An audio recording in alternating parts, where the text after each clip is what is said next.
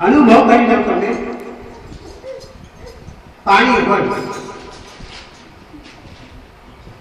અને એ પાણી જ્યારે જમાવટ થાય ત્યારે તેને આપણે શું કહીએ છીએ કે કળા.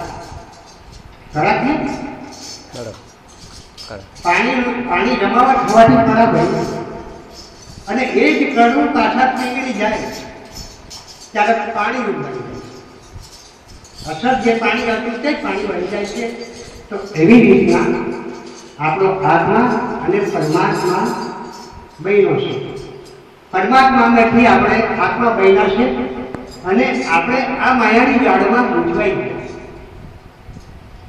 માયાની જાળમાં ગૂંચવાઈ ગયા કેમ કે પરિવારો પેદા કર્યા, માયાનું સંકટન થઈ ગયું. પરિવારો પેદા કર્યા, પછી એને ભણાવવાના, ગણાવવાના, પહેરાવાના, ઘર સંસાર બંધાવવાના, એટલે એમ બધા માયા કહેવાના એમ કહે છે કે આ મક્કમમાં રહેજે. પરિવારો પેદા કર્યા તો એને બધી આડતાળે સેવા કરવી પડશે.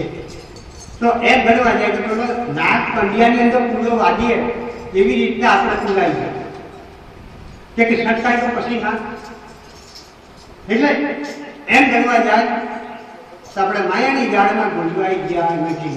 કઠિન છે તો સદગુરુ એમ બનવા જાય ઉદ્દેશ સાથે કે એમાં તમે શ્રદ્ધા લેજો, એની અંદર રહેજો, ખાજો પીજો, મજા કરજો, આનંદ કરજો, પણ વેળાસર ઉઠી અને સંકેત પરમાત્માની પ્રાર્થના કરજો, અગરબત્તી ટેકાવજો, ધૂપ ધુમાડો કરજો, એટલે એ તમે વેળો પાર થઈ જશો.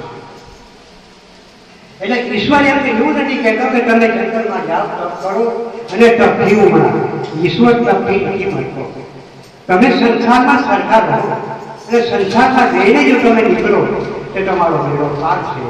પણ સદગુરુ વિના તો તમારું જીવન સુખી થાય, તમારું જીવન કરી શકે. આ કાયારૂપી નાવડી ભવસાગરમાં ચોક્કસ બુડી જવાય છે. બીજું કે હવે ભગવાન